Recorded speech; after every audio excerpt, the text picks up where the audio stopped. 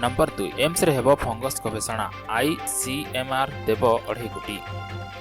Corona परवर्ती समय Mucor mycosis बा ब्लैक फंगस पीड़ित हो सारा देश में बहु रोगी जीवन जाइए। विभिन्न प्रजातिर फंगस संक्रमण केमिति घातक पाल्टुची ता सामना को आसिलानी। एही प्रतिरक्षी पूर्व भारतर रेफराल सेंटर भाव परिचित एम्स भुवनेश्वर फंगस उपर अधिक गवेषणा लगी आरंभ होईची। Advance molecular diagnostics centre Indian council of medical research पक्षर यह गवेषणा केन्द्र आरंभ कर केन्द्र में संप्रति देखा विभिन्न प्रकार फंगस संक्रमण उपरे गवेषणा आईएसएमआर 3 वर्षर 2.5 कोटी टंका खर्च करियो बोली जଣା पड़िछि।